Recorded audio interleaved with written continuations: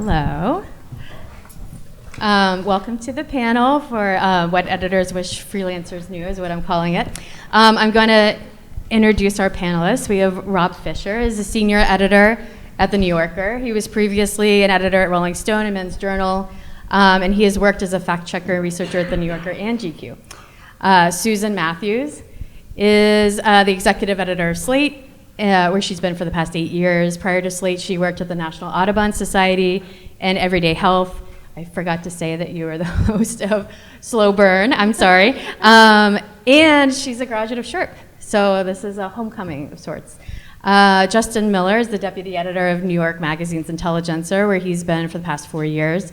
He's worked as the national editor at the Daily Beast and served as the homepage editor at New York Magazine and The Atlantic. So thank you all for being here. Thank you. And I'm Whitney, and I think I know everyone here. Hi. So we'll have a discussion up here for about 45 minutes, and then we'll open it up to questions. So thinking of your questions. So I just rattled off basically your LinkedIn pages, but I feel like it's so much more interesting to hear about how you got to where you are. So can you talk to us about your path? I'll start with you, Rob. Hi, everyone. Thank you for coming. My path is, very quickly, I studied journalism as an undergrad, and I worked as a caterer and met someone who spoke Spanish fluently and asked how he learned, and he had worked at an English language newspaper in Costa Rica. So I did everything I could to get a job there, and then I worked at the Buenos Aires Herald, which is an English language publication in Buenos Aires. And then I got an internship at The Nation, which brought me back to New York. That's $150 cash under the table every week. And I cobbled together different jobs to pay for very cheap rent in Brooklyn. And then I got a terrible job at Justin's publication. I was the fact checker of the online listings at New York Magazine. Those are hugely important. Critical, kind of the linchpin of the whole organization. It was kind of Adam Moss and me. And I called up 24 New York City establishments a day. That was my quota, and said, are you still at 27 Bayard Street? And the Kung Pao chicken is still $7. And I had a great time, met wonderful people, other aspiring young journalists, but decided I needed to kind of make a stand in the kind of stuff that I wanted to work on. So I went to grad school, lived in London for a year, studied public policy and political philosophy, and then I thought maybe I'd do a career in something else, but I knew I wanted to work in magazines, so I just emailed the head of every research department at magazines that I admired, and I had technically worked as a fact checker at New York Magazine, but not really, but they didn't need to know that. I interviewed, I got a job at GQ as a fact checker, but another publication that I'd reached out to was The New Yorker through Peter Canby, who ran the fact checking department for many, many years. And 10 months after starting at GQ, New Yorker hired me. I worked there for 2 years, realized I wanted to be an editor, thought I wanted to be a reporter and a writer. I was freelancing. And then I think that picks up your story at that point. I got a job as an editor at Men's Journal, moved to Rolling Stone for a few years, and now I'm back at The New Yorker for 6. Nice. Okay, I'll tell my story as well. So I actually knew that I wanted to go into journalism, but my college didn't have a journalism major, so I studied what I thought that I'd want to write about, which was environmental studies. I thought that climate change was going to be the story of our time. I still think that. I was the editor of my college newspaper. So was Dan Fagan, who runs SHRP, the program here. I came here after that, and after graduating from SHRP, I went through that kind of classic, can I really be a journalist? Couple of years. I did a fellowship of popular science, slightly RIP. I eventually got a job at Everyday Health. I worked there for about 11 months. And really, for me, even when I was here, I knew that I didn't want to be a writer. I knew that I wanted to be an editor. So what happened next for me was that the National Audubon Society, which is indeed a nonprofit that protects birds, but also has an environmental magazine, had just hired a bunch of people from Popular Science, and they knew me from doing my fellowship, and they hired me to be their first ever digital magazine employee in 2014. And that's how I made the jump from being a writer to an editor. So I helped relaunch their website and started publishing daily stuff. And honestly, it was like an incredible training ground because everything literally had to be about birds. And I was not a birder and didn't know anything about birds, and I made it work. And from there, I applied cold to this science editing job at Slate. I knew that I really wanted to do science journalism for a general audience, and I had started reading Slate like many people do by being addicted to Dear Prudie. And I applied, and two of the editors at the time were birders, which is what I attribute to getting my foot in the door. And so I started there as a science editor in March of 2016. Something relatively important in our country happened in November of 2016, and my editors were basically like, hey, if you can do journalism about science, can you do journalism about the law? We think that Donald Trump is going to have a lot of problems with that.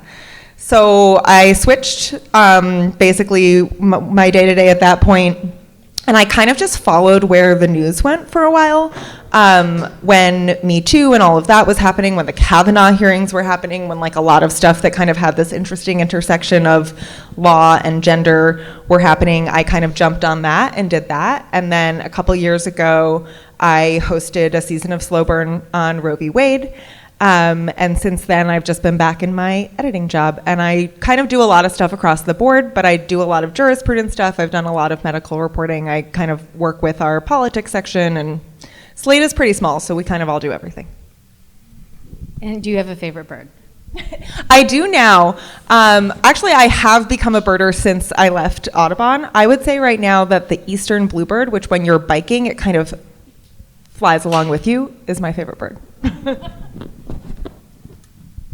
No Do bird. you have a favorite bird? I do not. I'm for all birds.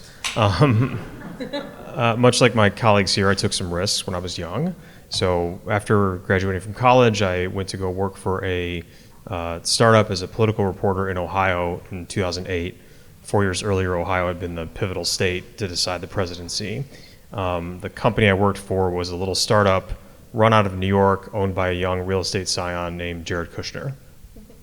A lot's changed for both of us. Also in 2008, the economy imploded and I lost my first job after 6 months or so, and had applied for jobs back in my native home state of Michigan, didn't get anywhere. Again, the economy was a smoking hole, and rolled the dice, to make a long story a little shorter, on an unpaid internship at the Atlantic, which is a thing that was very common now. Are there still unpaid internships, or are those illegal? Sorry to hear that. Worked there for 2 years, knew someone who worked at New York Magazine, hitched my ride to him, came up to New York to work for New York Magazine as a homepage editor / news editor. Actually just skipped over an important part of the story, let me back up. So I started my career as a reporter, politics reporter, reporting in the college newspaper.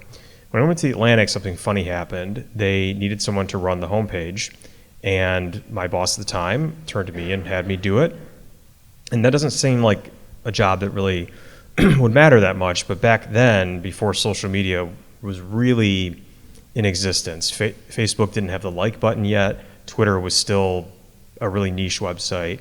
The homepage was really where people found what the publication was writing about, and you had to scan the entire publication that was online, the stuff that was online that we were printing, and figure out how to rank it in terms of its importance to readers, repackage it because you have to write a headline that can fit on the homepage. If you see a typo, you clean up that typo. So I began to become an editor through a complete accident. So did much of that at New York Magazine. Also started to do a little bit of news editing with Intelligencer, now used to be called Daily Intel. Then took another career turn, rolled the dice again, worked at the Daily Beast.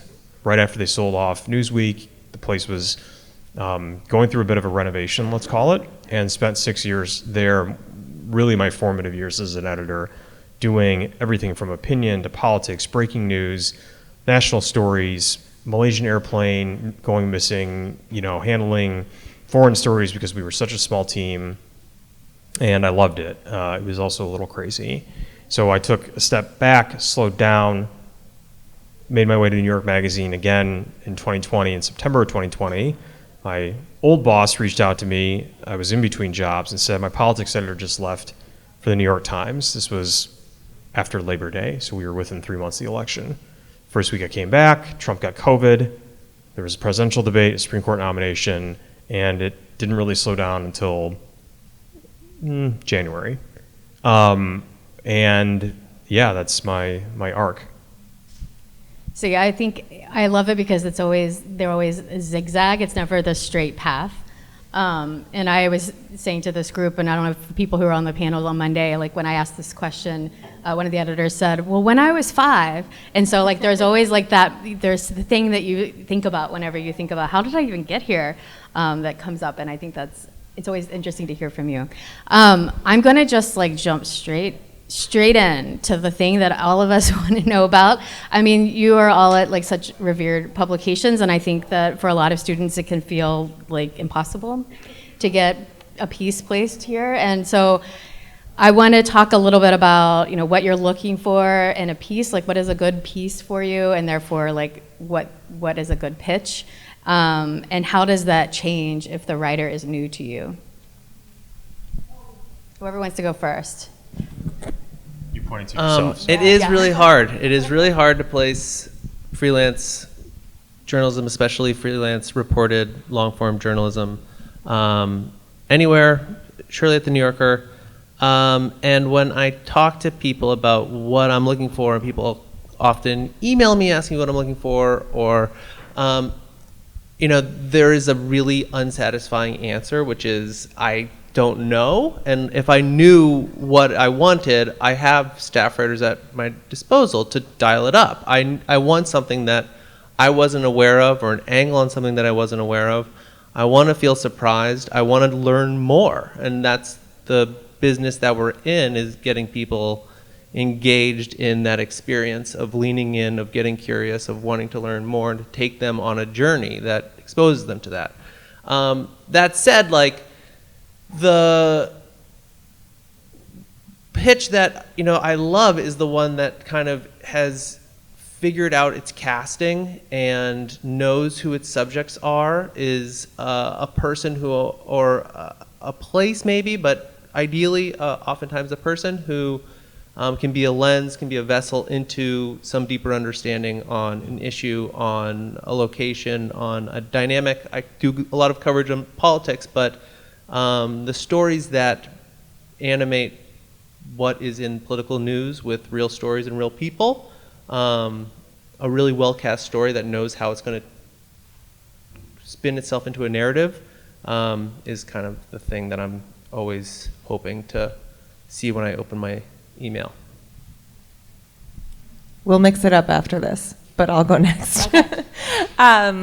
So just to like agree with that first point, I pitched to Slate's science editor multiple times and always got very kind rejections before I was hired to be her. I never successfully got a pitch into Slate before I worked there, which is just to agree that it's really hard.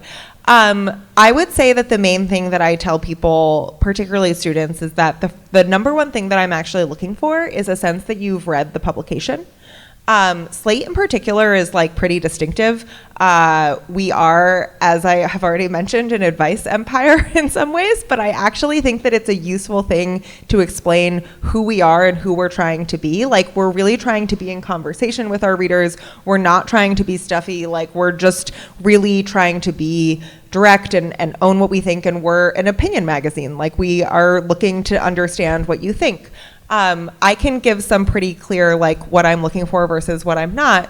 One of the things that I'm always looking for is like the reason why you have to be the one to write this story, because, you know, as noted, a lot of us have staff writers. When there's something in the news that's happening, we know that we're going to cover it. Sometimes one of the ways to get in, and this was something that was really relevant to a lot of the science and health and environmental students here, like, they had former lives and other careers, and anything that they have like that informs what they're bringing to the table was super useful.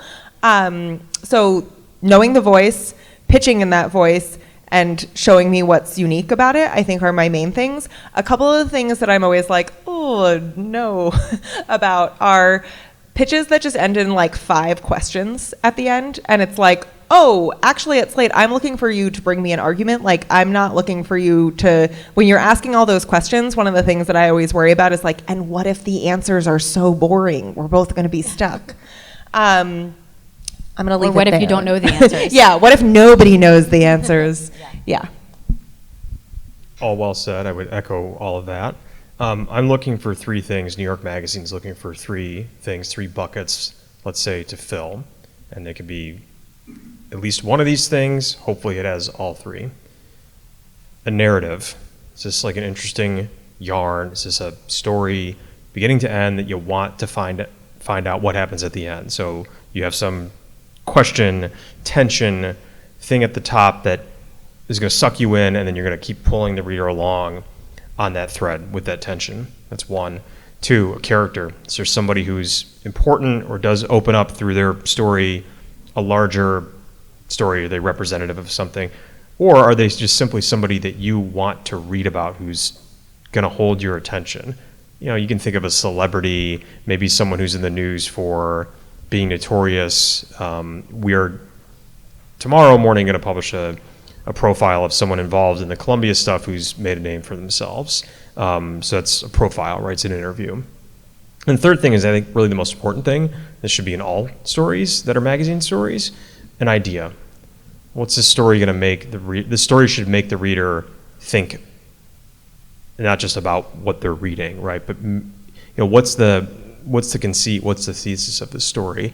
So to just pull out an example, I had a politics writer named David Friedlander profile this woman named Sarah Longwell, who was the chief Never Trump pollster. Not her story is, I don't think she's a super compelling character. She's in the news. That's like why that's why I sent him the story. There was not much of a narrative. She was a Republican. Trump came in. She was no longer a Republican. But the idea that I wanted to make readers think about and use her to explore was, is this phenomenon of a slice of Republicans, these Nikki Haley voters, are they really going to stay home? Are they going to vote for Trump or Biden or Trump? Were they Biden voters all along? Let's explore that idea through this profile of her. So those are the 3 things I'm looking for. One thing I want to ask is, the other day when I was talking to some other editors, one of them was saying a good way to get into our publication is through like short, newsier items. And then the other editor said, the worst way to get into our publication is through short, newsy items, because that's where we would get our staff writers to write. We want longer features. For someone who is new to you, is there like a section, or there like a certain topic that you're like, yeah, like we would love to have pieces that are more on this, or you should really study this vertical or something, then this is like where we would probably take things. I'm assuming that the print magazine versus the website for the New Yorker is maybe slightly different.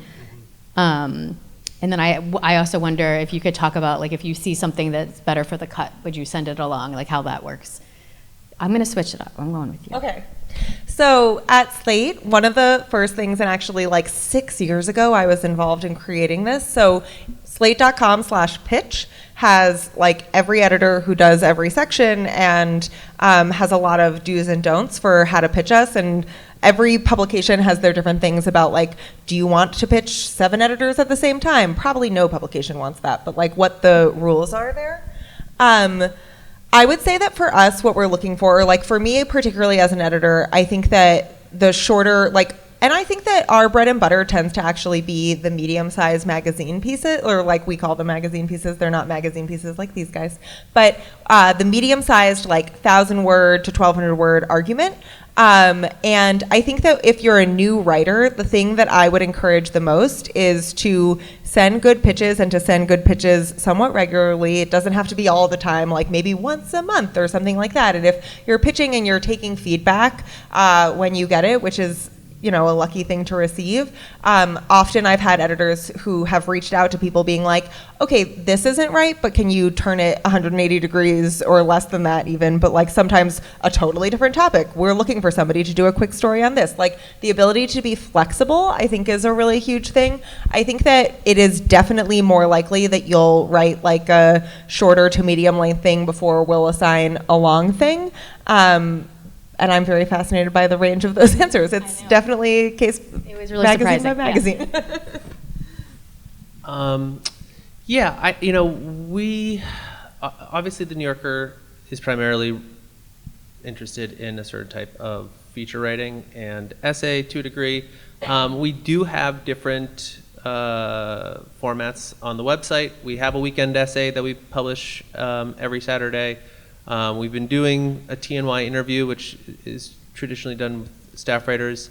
But I think that like for pitching the New Yorker, especially if you're talking to me, who I work on print and web, some editors are primarily on web, others are primarily on print. I have the nice advantage of that I could probably see where this thing wants to live, and I think that it's often the case that usually we're not going to be chasing the news with a freelancer, but there's extenuating circumstances. Like if you're in Turkey and there's an earthquake, like you should email me. Like maybe you're the person that we want to have cover that for us. Or there's a version where you're sending me really good feature pitches that have that are covering like an important issue, and I'm like, I just don't think that that's 5,000 words. I think that can be accomplished in 1,800 to 2,500 words, and like let's try to do it at that length, and then that is sort of our length of like a newsier piece on the website, and then like we can iterate, and then over time maybe a feature pitch we sort of decide like these last 3 went really well. I think that if we let this person do it at 6,000 words, it could be really exciting. So I kind of think that the best thing to do at the New Yorker is to just like send me your best, most ambitious idea, and we would sort of have a conversation from there. What do you think, Justin? So, okay, I actually want to ask a question to the audience with a show of hands. So, raise your hands if you are doing newspaper journalism, just like traditional news stories. Hi, so I can see your hands. A couple of you, okay. And then are the rest then features, magazines, longer form, hands? Great, okay, that's helpful. So I'll be real, right? You're not going to write a cover story at this age at New York Magazine or any of these places, probably. What you're trying to do is get your foot in the door. And the way you're going to do that, I think, is to start small with smaller stories of like smaller ambition. I think in my experience, I'm not accusing you guys of this, people who are trying to start out, they're trying to hit a home run every time. And they're swinging and missing. Get on base, learn how to hit a single, a double, don't strike out. That's sort of the thing you want to start doing. So, okay, so you're not playing baseball, you're doing journalism. What does this actually mean? For me, I think explore being that person who's at the story that's unfolding, or go out there and find that story that, whatever places aren't going to be at because they're not in the communities and circles and experiences that you all have. All of us have writers who cover a variety of different things, but can't cover everything. So it's sort of one sort of broad stroke thing. I think reporting is the essential thing in journalism. So are you at the protest at NYU that happened 2 days ago and you email me like someone did, saying, hey, I could write this up? In that case, I didn't need the person, but they're still in my mind 2 days later. If stuff does pop off, I'm probably going to email that person because they're there.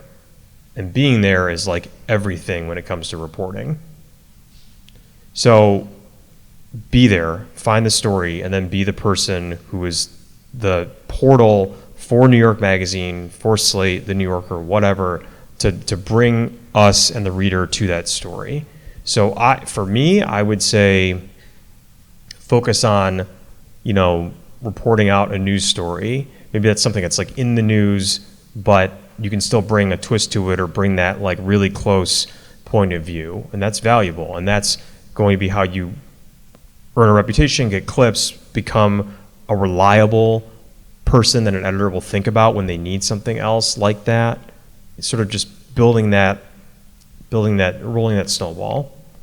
Just to echo what Justin said about just trying to get on base, like here's an example of a conversation that we had in Slack today about a story. So I have actually an editor who for the next 6 weeks is covering the Donald Trump trial. He's in the room every single day. He's writing every single day.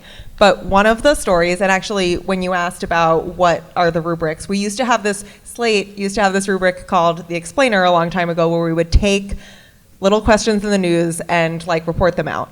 And it was a great entry point because it was a really good entry point into reporting, but also like the weird silliness, zaniness that is Slatey.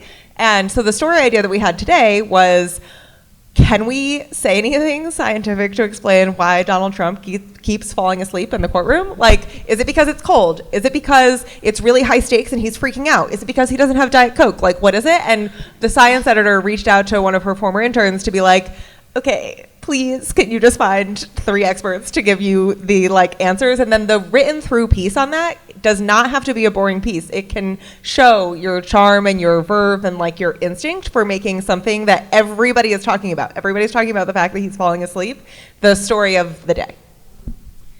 Yeah, I mean, we talk a lot about like what holes do you think you can fill, and what is the story that only you guys could tell? And there, you know, like the students are out in the world in a way that the editors and writers aren't, and so it's like leaning into that instead of being like, I'm going to cover the thing that everyone else is also covering. You talked about this, you mentioning Slack. I'm going to just like jump over to this question that like, so say there is a piece that, well, I should back up. So, you know, a lot of students are like, I pitched this piece, how long should I wait till I follow up? And I haven't heard anything at all. Do you think that means it's a no? And I also know from being an editor that, you know, I was juggling like a million things at once. And so I think it'd be helpful to talk about like, what is your day, like what are you juggling in any given day? So, and maybe we could talk about it through this lens. Say you have a piece that you're like, I think, you know, I think this is pretty good. Then what happens? Do you have to then take it to an editorial meeting? Is it weekly? Do you go through Slack and I'll talk about the story meeting? And then if you could like put that in the context of like all the things that you're juggling. So whenever I was working as an editor, I would get a freelance piece and then I would be like, okay, I think this is pretty good. And then I would get an email from a staff writer and then I'd get an email about news and then I would, you know, like there's just like so much happening. But you still have to sort of push it forward. So how does that work for you all? And I'm gonna go with Justin first. Great. For most of my stuff, I'm just assigning it on my own. I don't need to ask permission. It's not stuff that's going in the magazines. Almost always on the web. Sometimes I'm working on a story for the web. The print magazine will abduct it for the front of the book or something, but it's very ad hoc. In terms of what was the other parts of the question? So if you get a piece that you're interested, well, and then I get a pitch. Period. What happens? You just say yes, and you don't have to ask anyone else. You don't have to take it to an editorial meeting. No, in most cases, because it's stuff that's not super high stakes. It's not a big feature story. I have discretion up to a certain point to assign, and a lot of that has to do with money and sort of scale. And then if it were even bigger than that, then yes, I would have to ask for more. But for most of the stuff that you all are dealing with, it would be things that this hypothetical would be stuff I could just assign. In your day, like what kind of things are you juggling in any given week? Are you, I'm assuming you're not only assigning and editing, you're doing about a million other things. Well, I mean, it's mostly assigning and editing, but it's everything from, you know, a story that I assigned back in, the fall. It's a 6,000 word feature that's going to run at some point, and getting back to the writer every once in a while, getting on the phone with him a couple days ago to iron out like one point in the draft. Also handling breaking news coverage, and then talking to the photo team to figure out how we're going to use the sketch artist in court with Trump, and then how are we going to photograph this person at Columbia who's leaving the country tomorrow, and it's pandemonium. Like lately it's been crazy. I'm dealing with 5 things at once. Okay, so what does that mean for your pitch? You know, I don't know that there's a universal answer. If I'm like an absolute not, and I might just ignore it. I'm not obligated to respond to everybody. I'm too busy. Sometimes a no is a response. Other times I will not be able to respond right then. Maybe the way I structure my day is I'll keep some of these emails, these non-urgent things that are important. I'll deal with them at the end of the day or maybe the next morning when I have the energy. What I try not to do is look at a pitch when I'm slammed and moving a million miles an hour. I don't have the mental capacity anymore to like really exercise that judgment. It wouldn't be fair to the writer. So there's certain things that I'm doing at certain times of the day depending on my level of distraction, my energy. Sometimes the way I do it is a lot of this is in my inbox. I keep certain things on read and then I gradually whittle down that pile. And that's sort of the way that I make some order out of chaos. So I am also, and I think most people these days are working on some version of today, this week, this month, this year. And so that's one of the things that makes it very difficult. I would say that in the morning, I am kind of pinging between my email and Slack. And my email is basically external to Slate, and Slack is internal to Slate. And that's where we're having all these conversations where often we'll be talking about, say, the protests at Columbia, and we'll be talking about what we have covered from staff, and then we'll have a conversation about what we need to bring in externally or what we'd be looking for. And then like another editor will say like, oh, well, I got this pitch, and share the pitch, and we'll decide if we're going to say yes or no. I also can just assign things if I want to, but we're making most of our decisions collaboratively. What I would say it means for you is a few different things. Like one is that if you are trying to like raise your hand and say like, I'm your person who is available to turn something around on 48 hours and like I'm deployable on topic A, B, and C, you can also just say that and then you would know, and like that's kind of useful. If your pitch is not actually timely, don't call it timely. If your pitch like would last over the series, like if it holds for a few weeks, just kind of be patient with us. We do have a timeline for how we reply on our pitch page, and I would say we generally either try to adhere to that or just totally understand if you take it elsewhere because you haven't heard from us in a week. I think a week for most pitches is pretty reasonable for Slate, although a couple of follow-ups is welcome is fine, but it is also true that like if you are just getting a one-line response and it feels really crushing, getting a one-line response is like really great. It means that we read it and want to respond and say like, I encourage you to pitch again. I try to add that sometimes. So I would just say that like the email is a weird medium generally. Like we don't know each other. We're just trying to get through it. And so like to not overread into email, but also to kind of be the person you would like showing up in your email would be the main advice that I would give. Was the other part of your question what happens after we say yes? Yeah, well, so you can. Okay. You sounds like you can assign, but then Yes. you also work collaboratively on Slack, right? Yeah, so I can assign. Often what happens for me right now, because I kind of have a set of things that I'm doing with staffers, is that often I'm saying yes, but then directing you to another editor who's going to be available to do it in the next 24 or 48 hours. So that definitely happens sometimes. I really strive to respond and say, I'll be able to get you an edit by whatever time, or like this is when you, like to be communicative about timing is like the most important thing. And I know that editors have a really bad reputation at this, and we all try our hardest. And yeah, I think it really depends on the size of the story and its timeliness. If it's like short and timely, we'll try to work it through right then. If it's something that's like you're going out to report something, or it's a feature, or if it's something longer, there will definitely be at some point a conversation with the art team and a conversation about when it is going to work best in our schedule and like all these different things. So there are definitely points where talking to more people at the magazine who help make the things actually look good and all of those different things will come into play. But at first, I think that most decisions are by the editor at Slate. Yeah, I can totally echo the sentiment that it's just a crapshoot. You know, you don't know what my day is going to be like when you email me. I mean, I can definitely, like, I hate flexing about busyness, but I've definitely had times where I like actually don't have time. I'm like reading a pitch, I'm like, I don't have time to read this pitch right now, and then it's like, now it's opened, and it's just like lost in the deluge of my inbox, you know, and that's just an unfortunate consequence of timing. That like that's when it arrived. If it's a serious pitch and someone's put serious thought behind it, I always try to respond.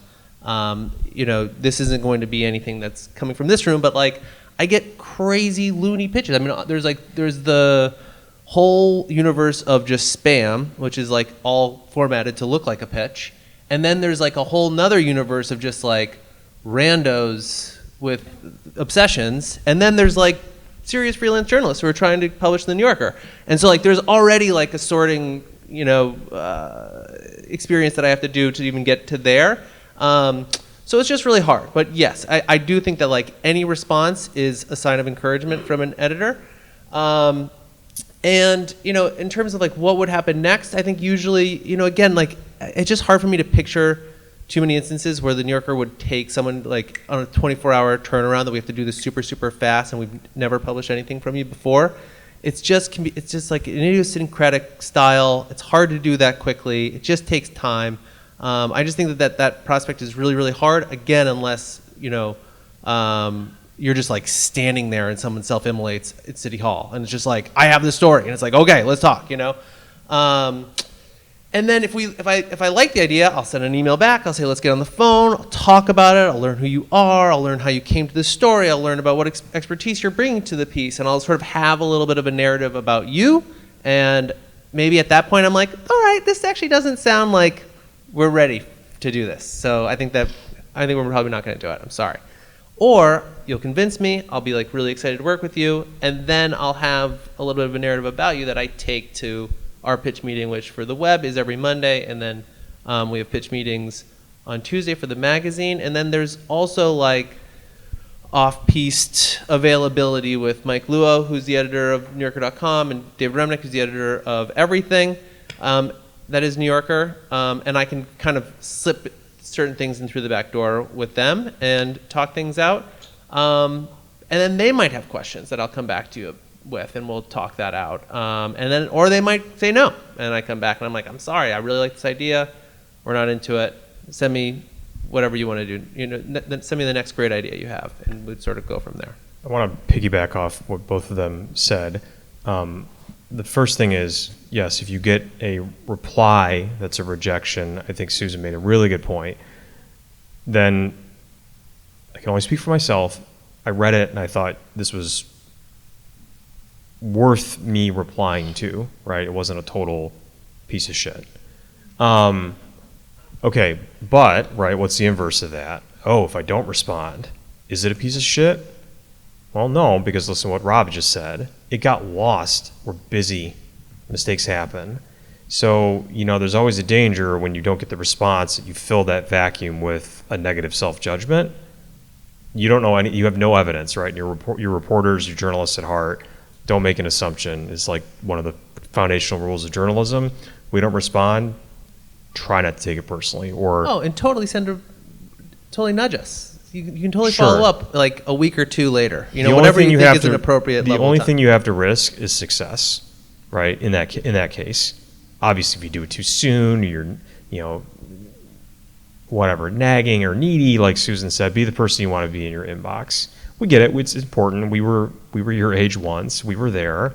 So yeah, I think those are really great points that you guys made.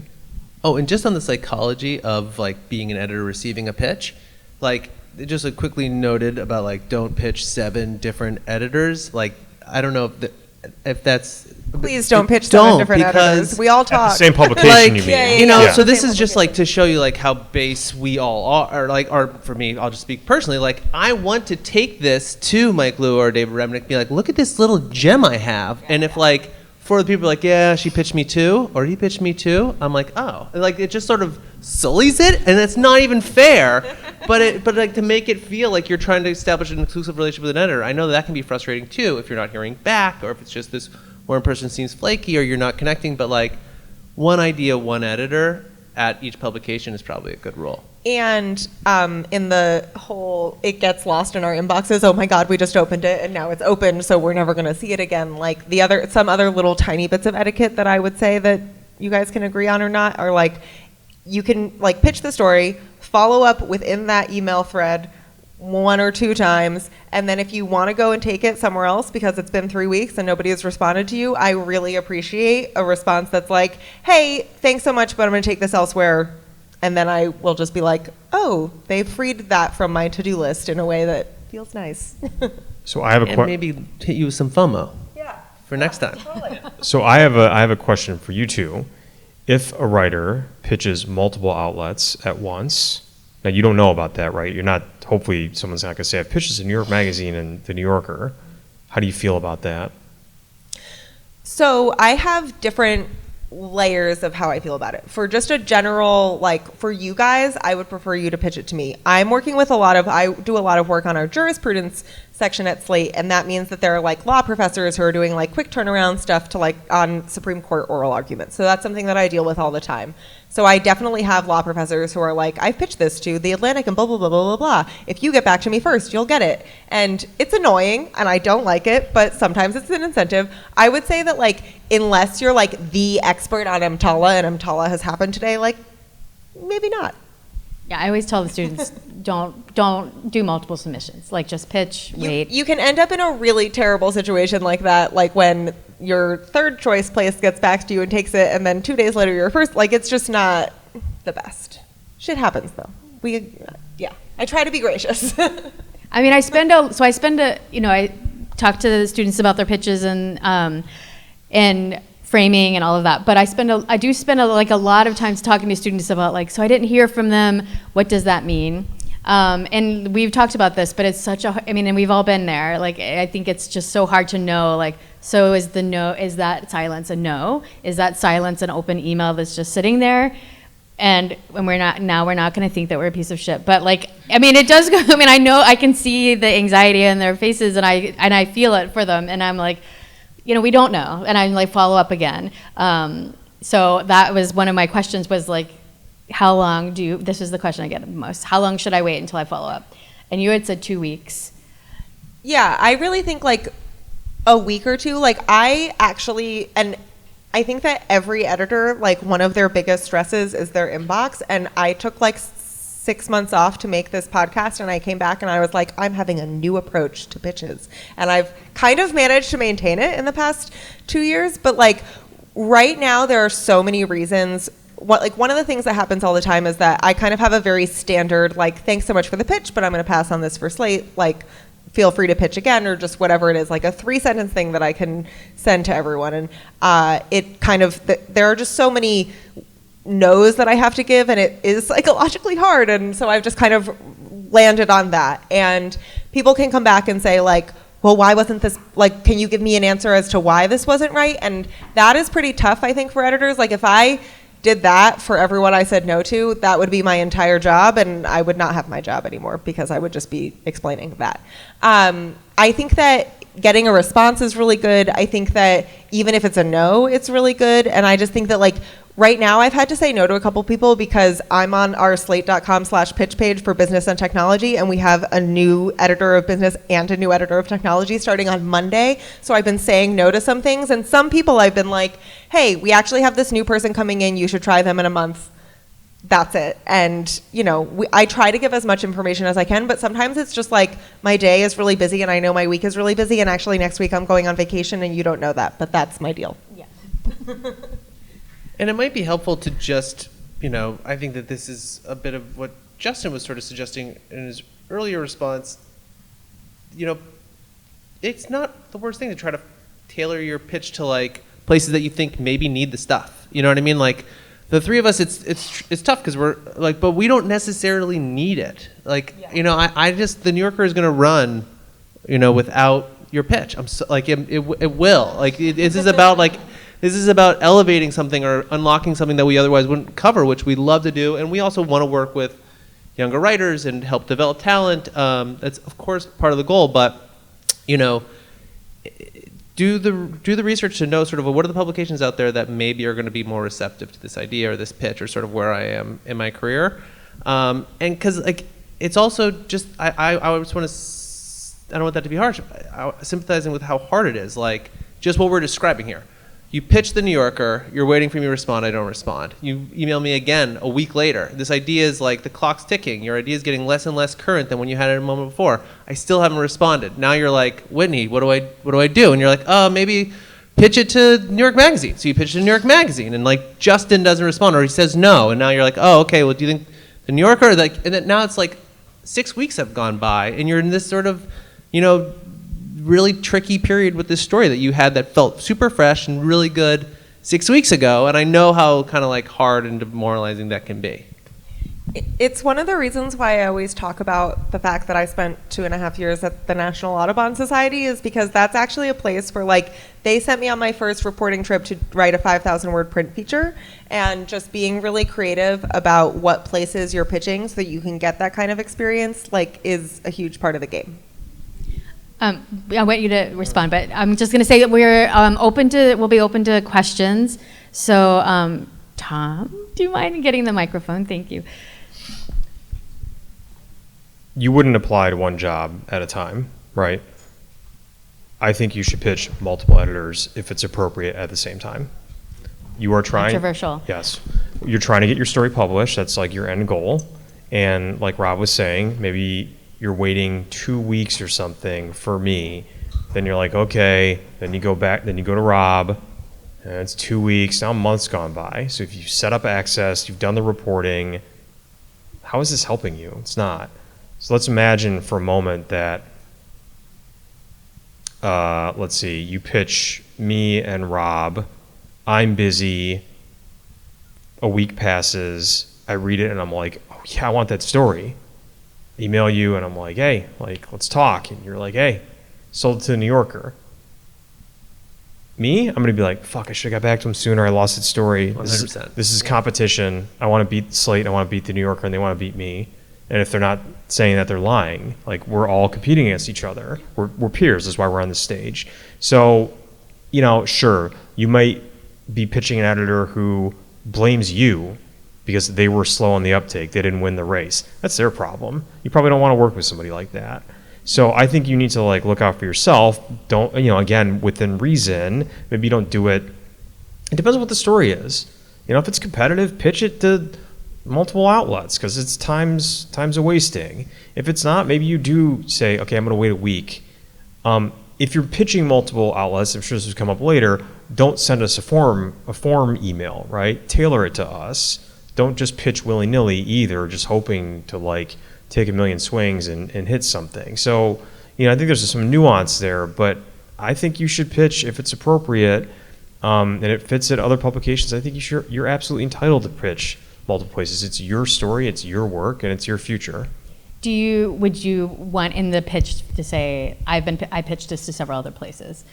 I don't think you need to do that. because that does feel, it either smacks of, they can smack on desperation or of almost an arrogance. Like, I want you to consider this competition, not the story. So I would not say it in a pitch unless, again, let's say it's a very narrow exception. You have an exclusive with, I don't know, the figure at the center of a massive news story for whatever reason. Okay, in that case, maybe you say it. But basically, I wouldn't say it. Again, any more than if you're interviewing for jobs, you say, well, I'm also interviewing at XYZ place. I just totally concur with everything you said. I totally agree. I think that it's too hard freelancing is just already too hard enough. And I think that you should, the opposite of what, you should make it seem like you're only pitching me, even if you're pitching like Great point. 10 other people. And you should do that to everyone and tailor it to them, and so that they feel like you're having an exclusive conversation. And yeah, leverage whatever you can to get your piece bit. And it really, I think that we're all acknowledging the difficulty of freelancing right now. Like when I had 6 months after I graduated from here before I got my first full-time job, and like I just basically had relationships with editors at like 4 places that I had interned or like worked for in some way where I had reliable work with them. And for that, like because I had that reliable, steady work, I every month was like, okay, I want to pitch 3 places. Like my goal was not even to get the stories accepted. It was just, I really want to pitch 3 places to do this. So, you're the expert in what your freelance like irons in the fire are. So just, behave in accordance with what you think those are. And I agree. Yeah. It's really hard. Questions, if you can just raise your hand, and we'll bring the microphone to you. Megan?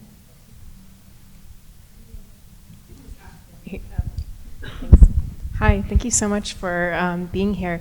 I know this is about freelancing, and this is, I think it still fits into it, but I was curious what the landscape is like at your publications if someone was looking to do something like contract editing or contract fact-checking or any work like that that's like not just pitching an article and reporting, or maybe it's better to do that first to get like door in, but is that a possibility at your places? Sometimes I see there's like so-and-so is going on maternity leave and here's a temporary role, or like temporary research assistant for a specific project.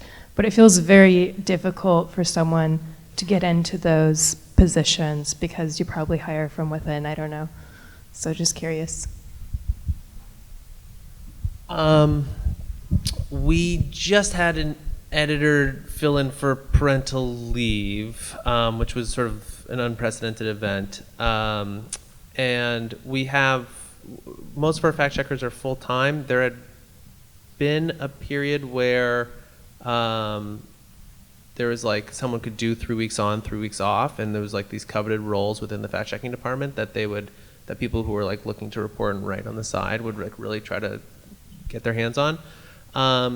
But I don't even know exactly what the landscape is elsewhere, but like when this is like 2011, 2012, like all the jobs that I was applying for, when I worked at GQ, it would be like a week off, and then there would be like kind of a slow week that if you needed the money, you could kind of come in and start doing front of the book stuff, and then like a week that was like kind of full on, and then this close week that would just be like 60, 70 hours, and you get time and a half as you're like closing the book. And we were all just like young and trying to freelance write. Everyone who was in that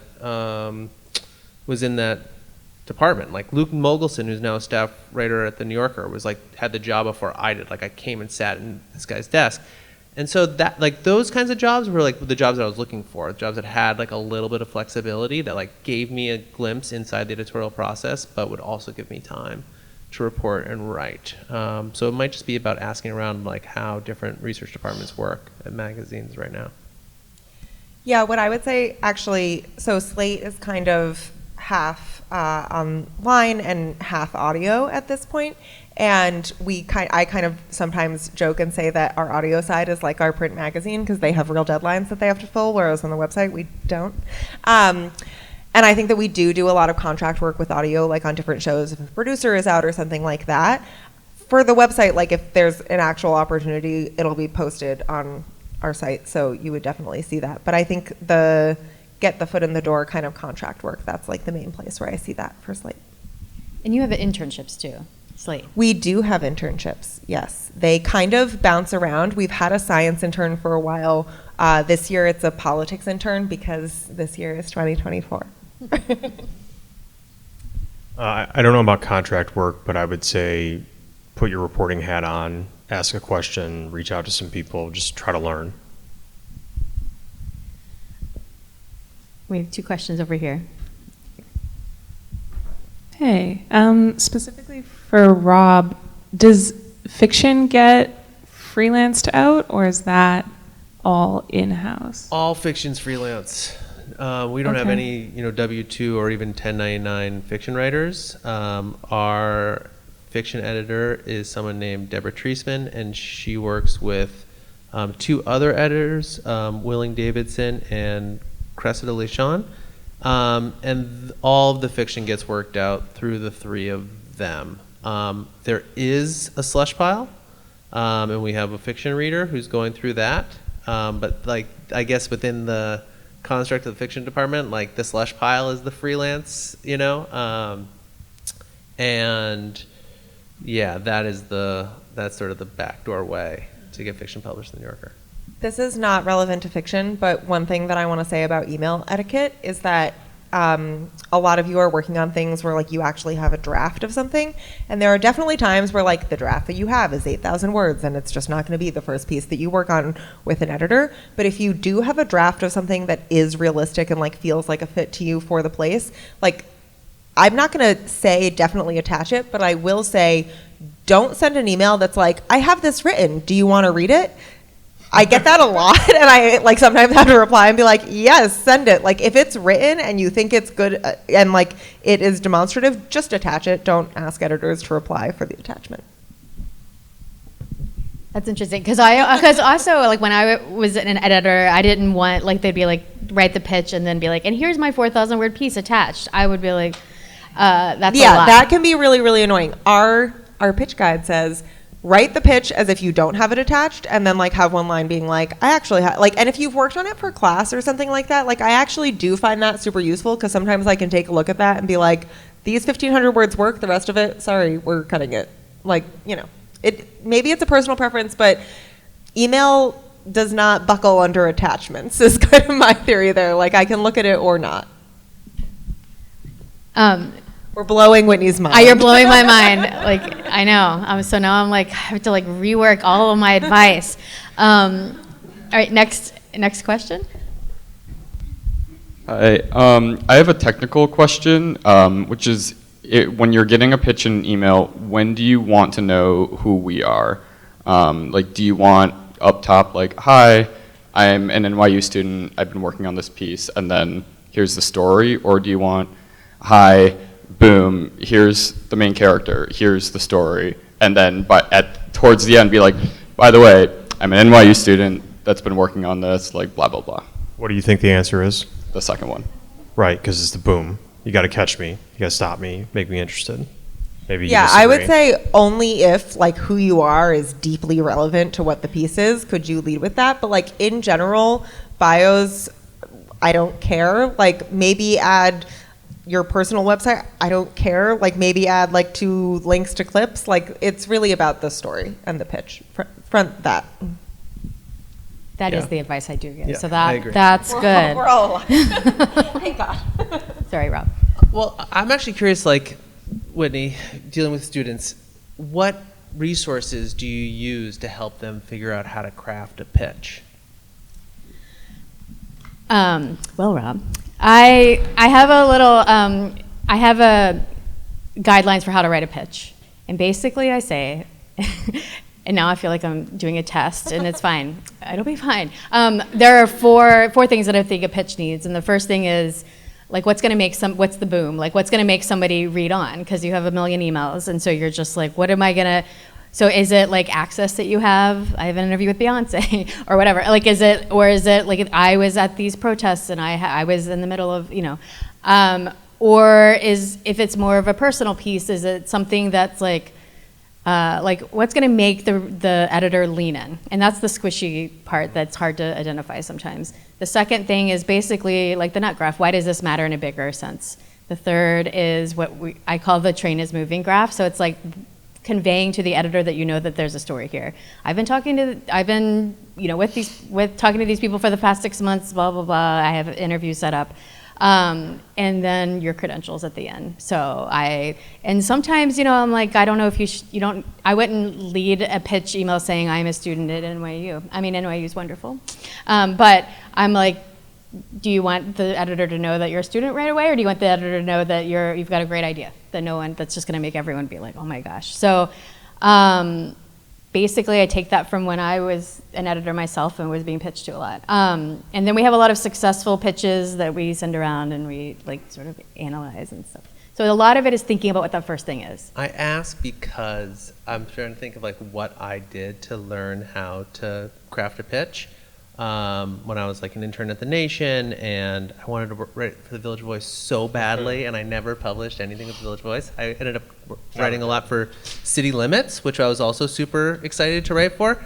And there was a guy named Dan Baum, who's now passed away, who wrote like a ton for Harper's and was very briefly a staff writer at The New Yorker, and had like a whole kind of dramatic falling out with David Remnick, the magazine, that he's like detailed in like personal blogs. Or no, he was like one of the first Twitter threads was like him tweet threading not getting his contract renewed at The New Yorker in like 2014. He just like lost it. And he's passed away actually, I think, so it's really, and He, like, part of his, like, side hustle when he was a freelance journalist, he was like, I'll be your pitch doctor. Like, this was, like, back in an era where, like, enough people were trying to make a living freelance, that they had money to pay Dan Baum to help them, like, craft a pitch. And he was, like, living in Mexico with his wife, who was, like, kind of his co-writer / editor, this whole thing going on. But as part of that website, he included what he said John Bennett, a editor at the New Yorker for 30 years, who passed away a couple years ago, had called the best pitch he'd ever seen. And they didn't assign it, but he'd, like, posted this pitch to the New Yorker, and that was, like, my guide. And it was this beautiful pitch that began with, like, two, it's kind of funny, it's like a border story where, like, two young boys were playing cowboys and Indians. It was just this, like, very kind of, like, beautiful, florid pitch that he wanted to write that didn't get assigned, but was, like, magnificent, like a magnificent piece of writing over a page and a half. And I was like, oh, that's the bar. Like, the bar, like, when I was just, you know, it's not the bar, but, like, when I was that age, that was, like, the thing that I was like, okay, I need to make an editor think I can write like that. Is that why the person thought it was such a great pitch? Yes. It was, like, a beautiful piece But of they writing. didn't assign it. But they were just like, oh, we've got somebody else covering the Right, so it was a great Mexico pitch to border. the editor, but for the writer was crushed, right? Clearly. Yes. But this was also, like, but, like, that. Was that Dan Baum's, did he write that pitch, in other words? He wrote the pitch, Right. yeah. Well, what do you think is the, like, what is a good pitch to you? Would you say, are they those 4 things? Are you looking for something else? Like, what are you looking for? I basically think those 4 things are basically right, but what I think that the first 3 things that you listed out, particularly the train is going, can be basically 1 paragraph. Like, I really want something that I can read in, like, 1 minute and understand if I want to keep reading it or not. And if it's a pitch that I open up and it's, like, 700 words, I'm just kind of like, oh my God. So I think that brevity is really important. Even if it's 700 words, I'm probably going to scan it really quickly. Like, just wow me. I will also say that on slate.com/pitch, we try very hard to update the example pitch that we're given with a pitch that has been accepted maybe every quarter. Yeah, the 4 things can be 4 sentences, you know, or it could be, like, I remember when Micah was here, he was like, I really love a long pitch, which also blew my mind. And so, like, sometimes it could be much longer. And I think it depends on what you're pitching. If you're pitching a 6,000 word piece, it has to be longer. And it's also, the pitch is supposed to be written in the way that, you know, shows off your writing. Okay, questions? Curtis? Thank you. My name is Curtis. And mostly for Susan, and y'all, I would love y'all's insight as well. But what separates, I guess, what are y'all looking for your publications when you're thinking about a staffer, like a staff writer, opposed to a freelance writer? Is it a skill thing? Because I would assume you want your staff writers to be more skilled probably than freelancers. But what goes into, like, I guess, what you're looking for in terms of somebody, like, we're going to trust you to be on our staff? I would say that for staff writers, what we're looking for is really somebody, like, Slate is a pretty small magazine that is trying to do a lot of stuff. So we're looking for somebody who is able to write a short piece in an afternoon in response to something that happened in the news, write a 1,500 word argument that is backed up by reporting and doesn't seem over-reported, and write a feature. Like, I think that that's the real difference, is that somebody who has either, and being able to hit on all of those things, I think, is really hard.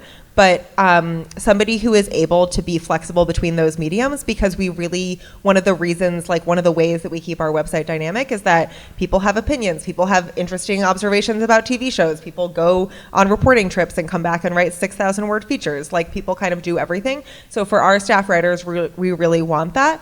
Also, for our staff writers, we're often looking for people who have a specific beat. I work really closely in our jurisprudence section. We have 2 literal lawyers on staff, and, like, we're not expecting that, but, like, we have, like, one of our biz tech writers has a really strong background in infrastructure, and he comes to the job with, like, a lot of knowledge about that and an ability to write things about why the hotel lobby went away, and just, like, to bring that lens to different things. And I think that actually that really informs also what we're looking for in a freelancer. One of the things that I think is a little bit unique about Slate is that we actually work with a lot of people who are professionals and not writers. Like when I was the science editor, I edited a lot of doctors, I edited a lot of scientists, now I edited a lot of law professors. It's a whole vibe. But you guys, I think, can say that you're experts in your own lives and observations in a specific way that I think fits in with what we're trying to do at Slate. Does that answer your question?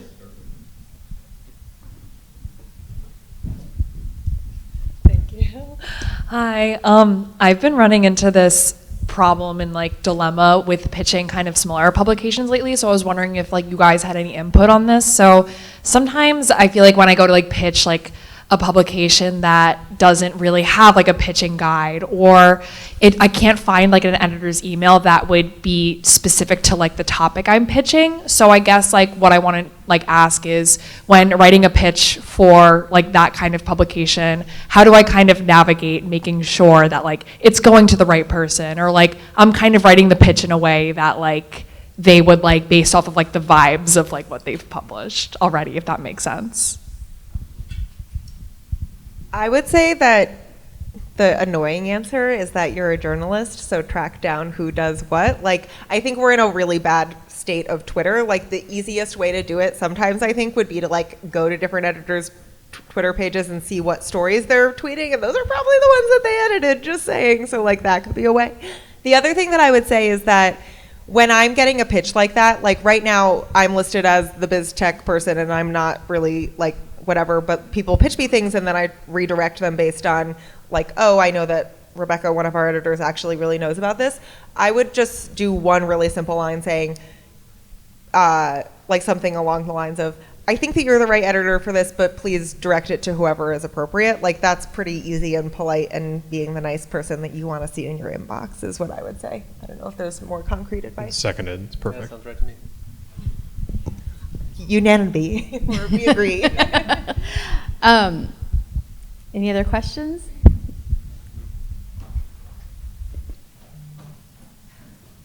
Well, there's walking going on. How do you work with The Cut and Vulture, and how does that work? Are you guys sharing ideas, or are you talking to each other at all? Yeah, so New York Magazine is a little bit different from the other two publications that you all work at, because we have these distinct, their websites unto themselves. Of course, we're all in the same office, we work together ostensibly, but there is a little bit higher wall. So I don't work closely with them, but we communicate a little bit. And I just today reached out to somebody because my staff writer wanted to do a story that's on the publishing industry, and I thought, it's better for Vulture and this editor who edits this writer, reporter who covers the publishing industry. So I just shot this editor a message and say, hey, and it turned out that editor's writer was kind of looking into the same subject area. So, we communicate.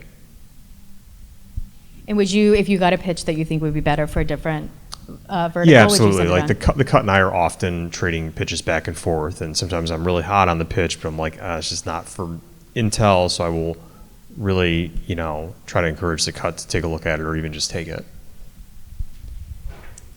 Thanks. So my question is about something I've done before, but it was a little scary to do, and Whitney knows the backstory. But for those of us who do news stories, and sometimes it's quick money, and you're covering a certain beat, and there's a lot of follow-ups. Most importantly, an editor will pay for you to go somewhere, so you go there and then write the story, maybe like 1,000 words. But in the back of my mind, I'm like, I really want this to be a magazine story.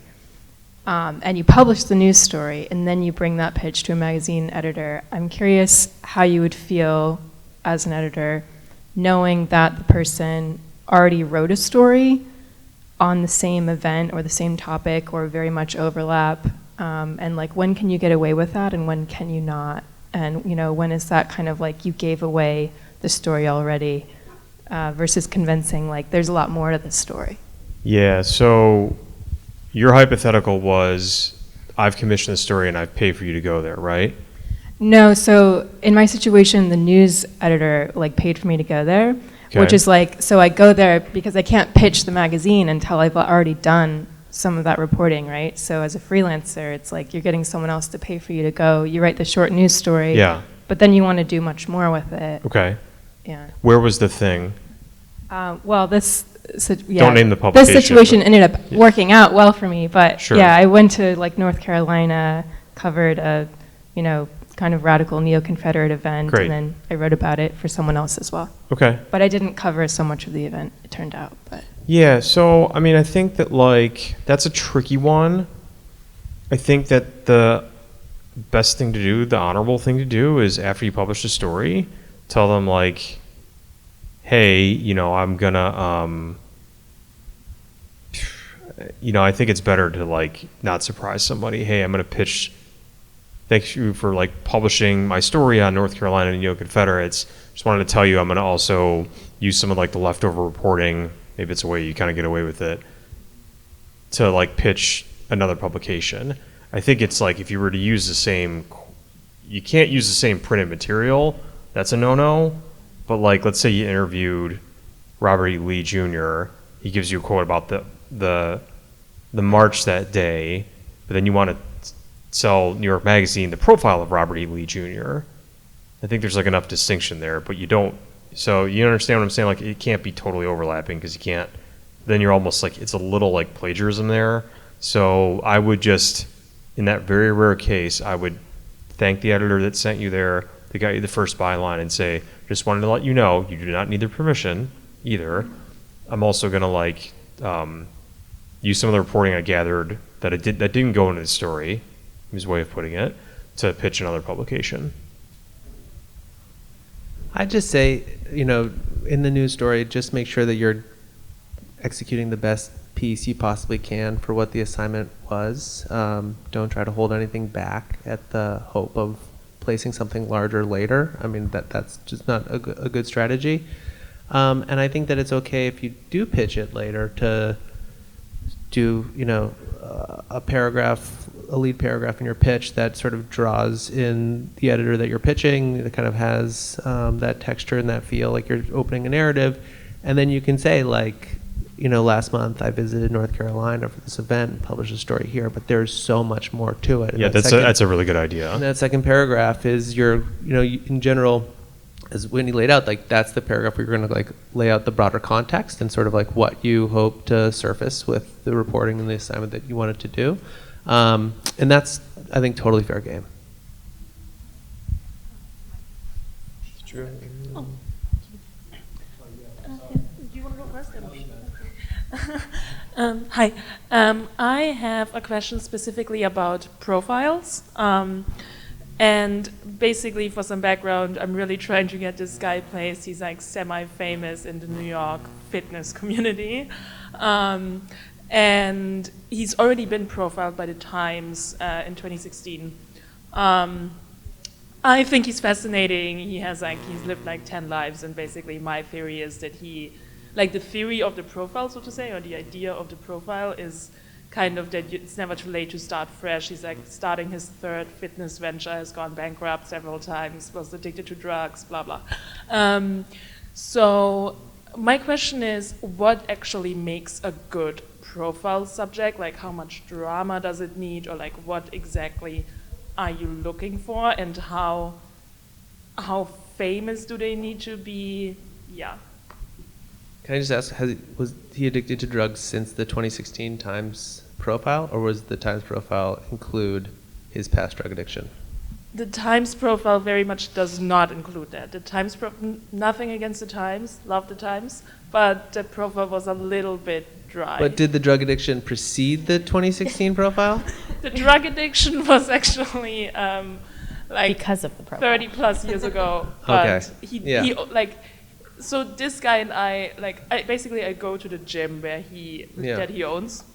So I see him sometimes. So like I'm just kind of basically randomly interviewing him every time I see him. The reason I ask is just the easiest determination for like this specific example is how much new is there since he was written about. And if you can make that case and there is like a new life that he's lived since then, and that if readers who remember the 2016 will be shocked by what has happened to him since, then maybe there's something there. But I think that's like a nice, easy first hurdle to overcome. I think there's a question.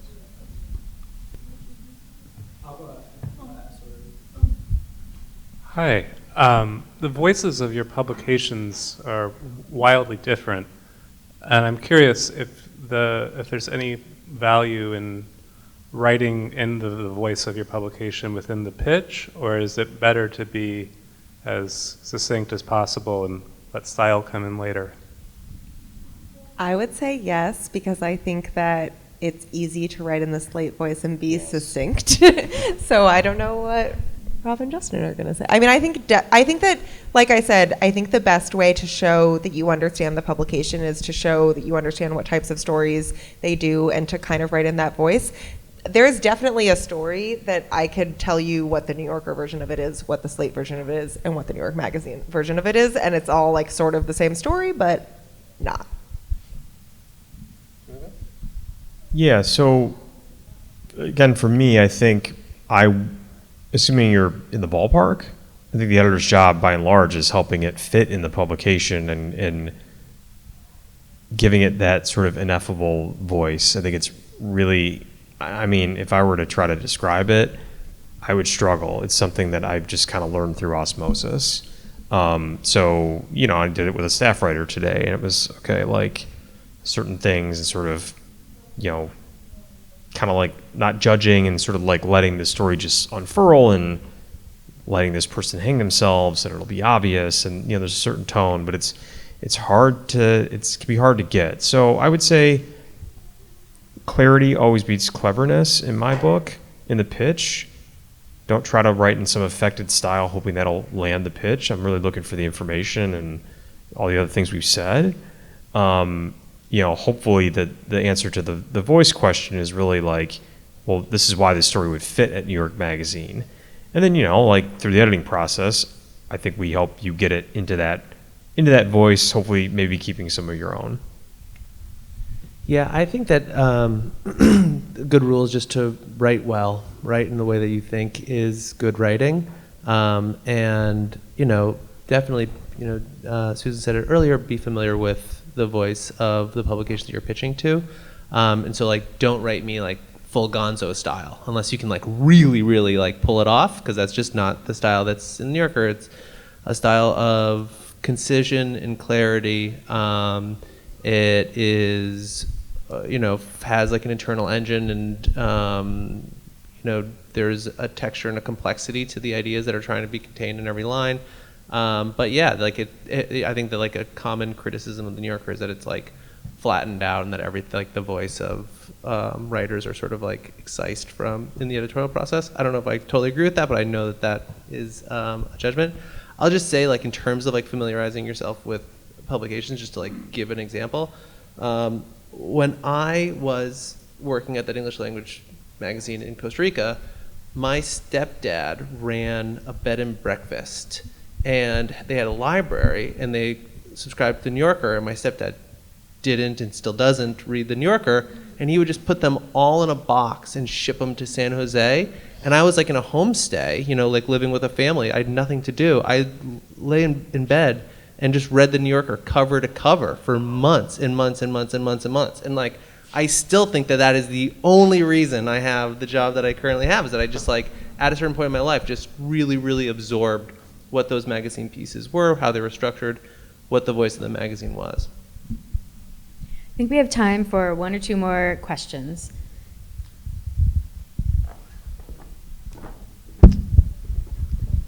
This is a two-part question for Justin and Rob, because I know you mentioned, and clearly there are always exceptions, but that young writers, you're not typically writing a cover story right away, or, kind of starting small. But the question for you is, what do you and editors in your position consider to be a young writer? And like, when does that experience become like, I guess, not veteran experience, but like reliable, like it's turned from young writer to like a reliable writer and consistency?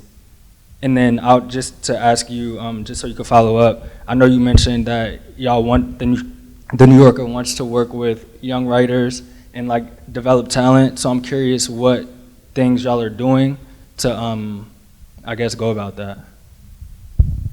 It's certainly not age, it's experience. I don't know how that exactly comes through to an editor or on a pitch. I mean, I think it's, if you're covering a certain topic all the time, you're not running around covering the waterfront, then it'll come through with the authority that you bring. So let's say you're, I don't know, give me an example of what you like to write about.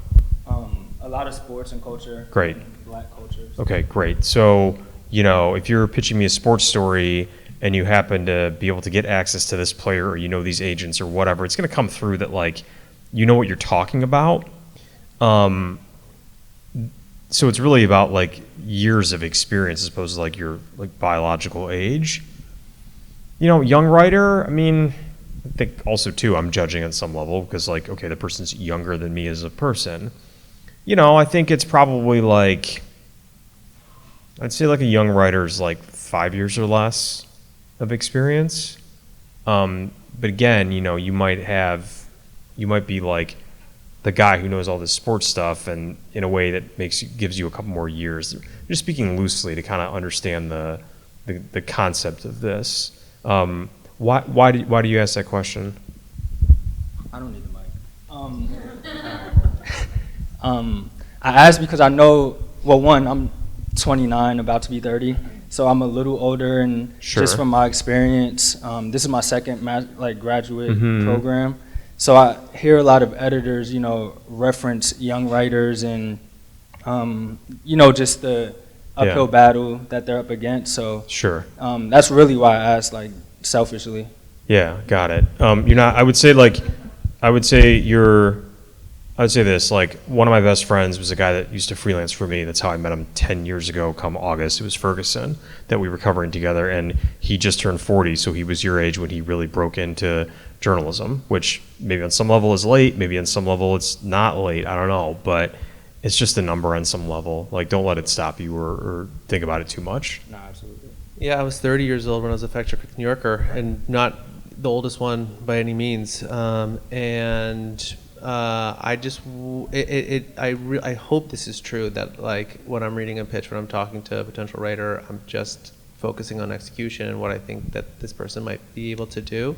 I'm trying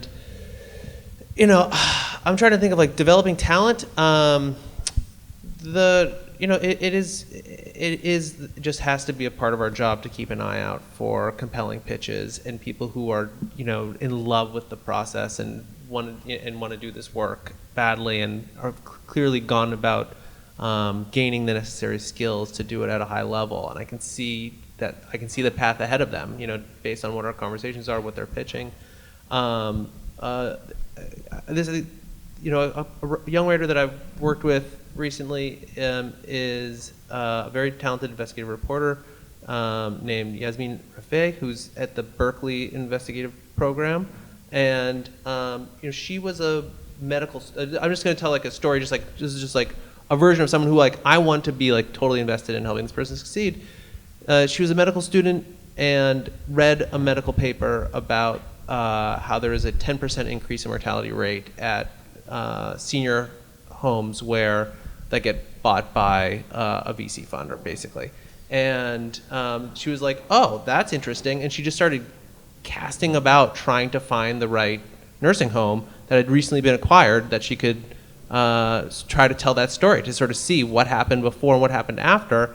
She found a location in Virginia. It hadn't turned over yet. She went and visited with the sisters who ran it, and then went back after they were acquired and documented what had changed and the deleterious outcomes, and that she had put herself in a position that no one else had. She was just I figured out an angle on this story that is a critical story and that is national interest, and she was just smart enough to find a way in, and I saw that kind of industry and sort of everything that she's done, so that's why we're okay, I'm, you're gonna quit medicine track to do this work. I would want to help her and join in that, sort of in that journey. For sure. Thank you. Unless there are any other questions, we're at 7:30. Okay. One more question, and then we'll break. I know we said bio goes down at the bottom of the pitch, but in terms of bio, to deduce if someone is an established writer or not, do you want to see like publications, like, hey, I'm so-and-so and I've written at XYZ places. If someone puts like a Substack, is that like, oh, it's not as legitimate? Like, what do you view as like marks of credibility in a bio, like a one-sentence bio or whatever? I would, unless it's relevant to the story you're writing about, I wouldn't say you're a student. I think it probably might disadvantage you. It's not really relevant. Like, you're a journalist, you're a reporter.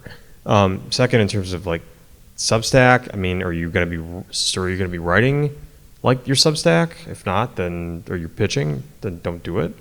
Not that it's bad, but like, again, it's sort of like, what's the relevant information as opposed to just kind of spraying the email with stuff, right? So much of what we're doing as editors and writers and journalists is focusing, tightening the aperture to say this is what matters, this is what doesn't. If you've had anything published in a real publication, then put that in, if it's relevant. I'd say if you're like really starting at like with a blank slate, like I had the NYU student whose name I don't remember. They pitched me about the protest stuff, and I said, well, no, but like let's keep in touch. Also send me a couple clips, and they were clips that were relevant. It was like the person had gone to cover, I don't know, some demonstration in Washington Square Park like a month earlier. I skimmed it and I was like, okay, it's like solid.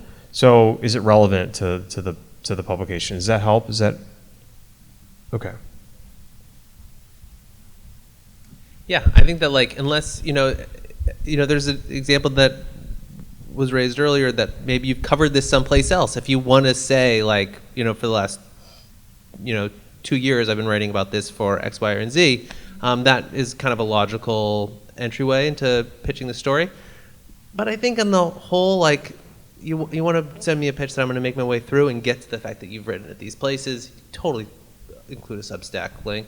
I'll click on it. Like that would be an amazing way to discover a new writer, is to like go read their Substack and have it just be like brilliant writing, So yeah, I think that's totally fair game. And yeah, I think a lot of people, like established writers have a one sentence that they put at the end of like, I'm so and so and I've written for Harper's and the like blah blah blah blah, whatever they say.